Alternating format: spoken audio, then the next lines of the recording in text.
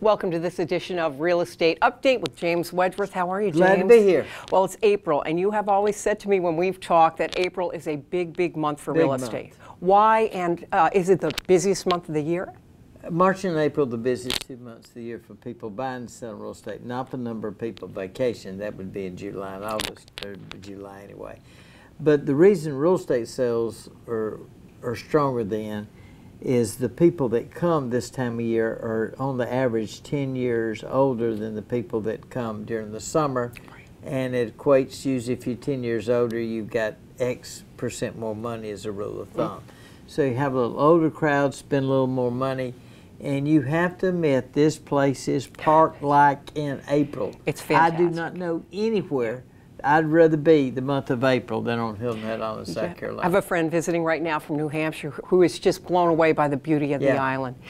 You mentioned these are the people that come right now that may be 10 years older, possibly ready to retire or second home, or a place to bring the kids and the grandkids. So let's talk though about the fact that it seems really busy right now.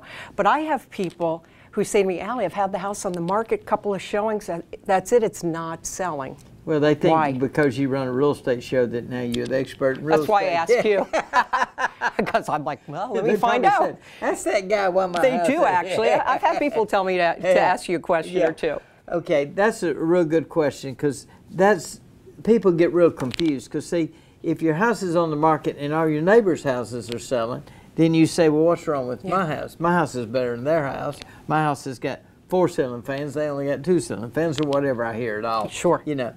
But I will say this, if we have time to cover this. Of course. The National Association of Realtors did a study, or some research, and they said if your house has been shown 13 times, I don't know how they came up with that. Who knows? I mean, they must get all the data together and crunch the numbers. They said if it's been shown 13 times and you don't have an offer, you have 1 of 3 problems.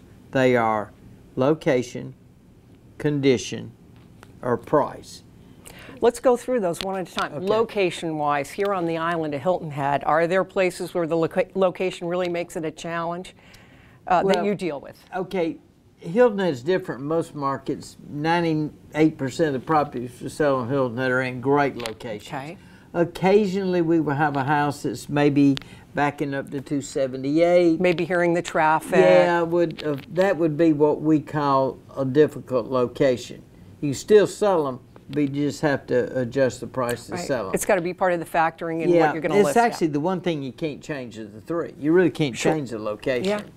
Okay, the second one you mentioned, I think, was price. Is that right? Condition. Oh, shoot, condition. Let's do that one next. Okay. All right.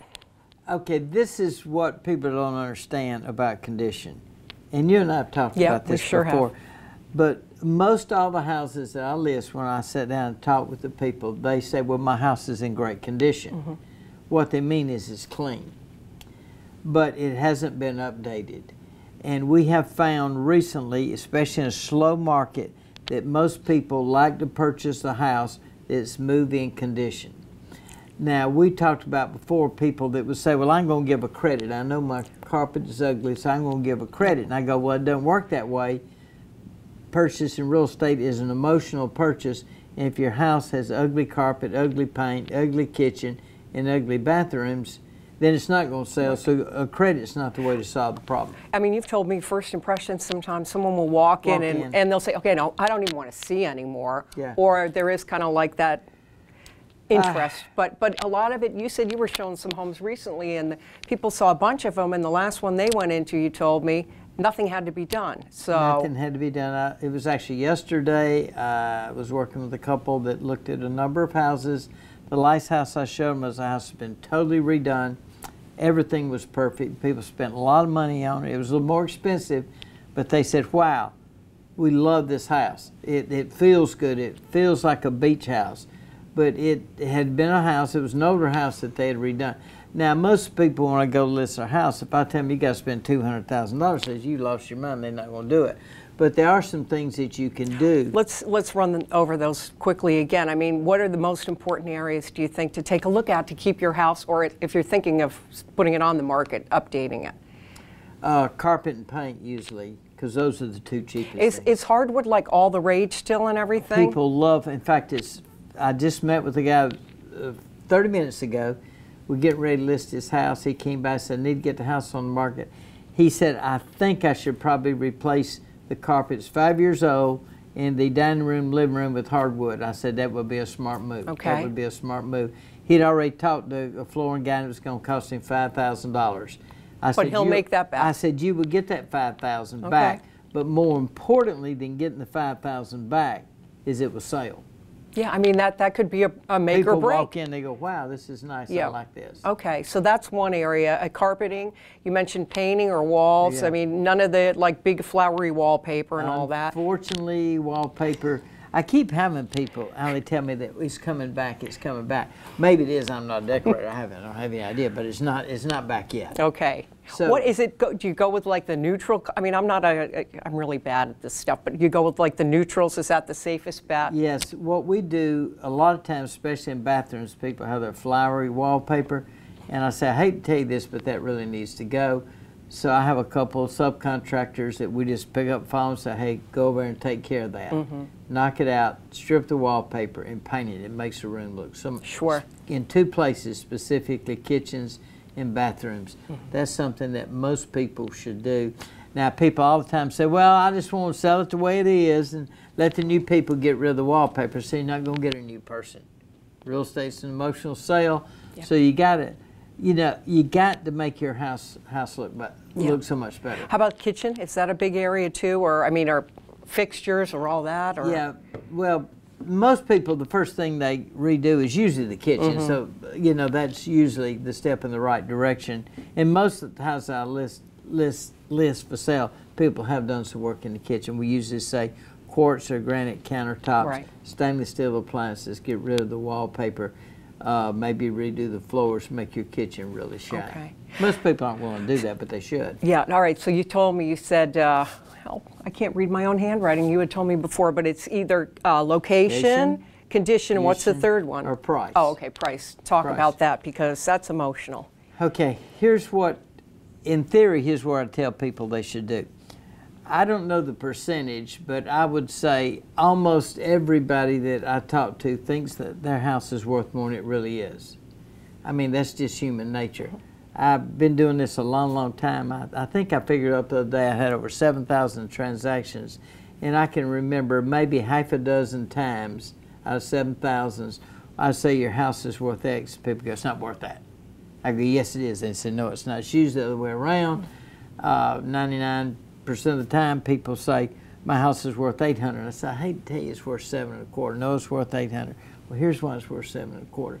So, as a rule of thumb, people, it's just human nature. Sure. Because see, they think their house is worth more because their friend's house sold, and they like their house better than their friend's house. But really, their friend's house is a better house for maybe different reasons. Wow, it's tough though, because if they don't agree with you, then they go with a higher price. Maybe they're not going to get the traffic coming through. Then you're going to eventually come back to them. They'll say, well, maybe you're right, drop it. But then people can these days go online and see, oh, they've dropped the price. Is there something wrong? Okay, here's what we tell people is the highest price, if you're going to get the highest price for your house, it's usually going to sell within the first 30 days. Oh, really? The National Association of Realtors did another study that proved the longer your house stays on the market, the less you get for it, which is usually what happens. I meet somebody and they say, my house is worth $800. I say, I hate to tell you, it's worth $725, and here's why. And I go over the statistics. They say, well, could you try? I said, yeah, I can try. So we put it on at $800. It doesn't sell. And then maybe they say, well, maybe you're right, try $750. I said, no, you really need to be $725. They do $750, and 3 months later they said, well, maybe you're right, do $725, and by this time it's dropped to $690 because people say it's been on the market 6 months.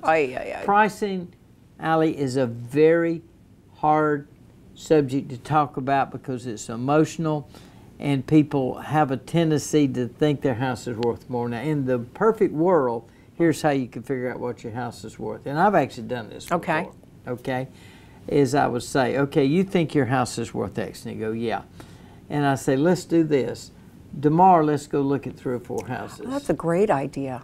I call it like, look at the market. Yeah. So what happens is we go out and look at a couple of the houses, and I say, well, maybe it's not worth as much as we thought.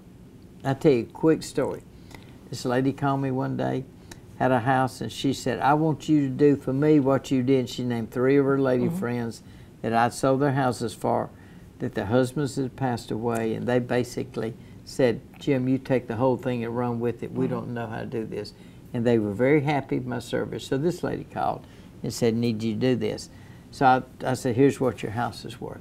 She said, put it on the market, call me and tell me what you got for it, and tell me what day show up at the attorney's office. So her daughter calls all upset that I've underpriced it. I said, well, we'll take it off the market. The daughter comes into town, put the daughter in the car. We go out and show her 5 houses. At the end of the 3rd house, she said, you don't need to show me anymore. You're right. Well, so that makes sense. That really does. Good thinking on your part, James Wedgeworth. We're going to come back a little bit later after this break and talk about size of homes, this market on Hilton Head Island, and you've got some info on that versus what's going on in Bluffton. We'll be right back.